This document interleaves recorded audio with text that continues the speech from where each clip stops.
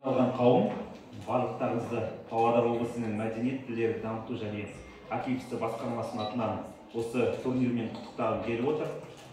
Шынымен де бұл ерекше турнир, газет тоғызқұмалақтан турнир жасап отыр. Нонсенс. Бұрын сонда оны қайдан естідіңіздер? Бұл газеттің функционалдық міндеті емес, бұл газеттің жанашырлығы, ұлттық құндылықтардағы насихаттаудағы үлкен жұмысы деп білемін. Газеттің онсыз да жұмысы көп, күнде бір іс-шаралар өтіп жатады. Олардың барлығына ақпараттық сүйемелдеу жасау керек, бірақ соның барлығын жиып қойып, газет 12-ші жыл қатарынан тоғызқұмалақтан республикалық деңгейде турнир ұйымдастырып отыр. Сол себептен осы ортада біздің газеттің ұжымында істейтін барлық әріптестерімізге үлкен алғысымызды білдіреміз. Бұл 12-ші турнир болып отыр, бірақ рухани жаңғыру бағдарламасы білесіздер. Бұл шыққанына 2,5 жыл болды.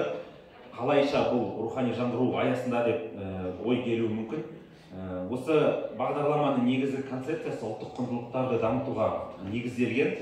Соның ішіндегі біздің асыл төл спорттық ойындарының бірі бұл тоғызқұмалақ.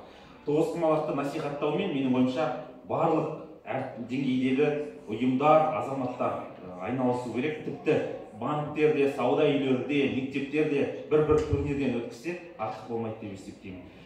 Сол себептен барлықтарыңызды осы турнирдің ашылуымен және әділ өтуімен құттықтаймын. Бірақ кері байланыс деген мағына бар, түсінік бар ғой, обратная связь дейміз. Газет ұйымдастырып отырса, сіздер де газетке бір қолдау көрсетіп, газетке жазылып, газетті оқып отыруға да моральдық тұрғыдан міндеттісіздер деп есептеймін. Газет пен тоғызқұмалақтың жарасымды турнирі жыл сайын өте берсін, оның қатысушылары жыл сайын өсе берсін. Рахмет.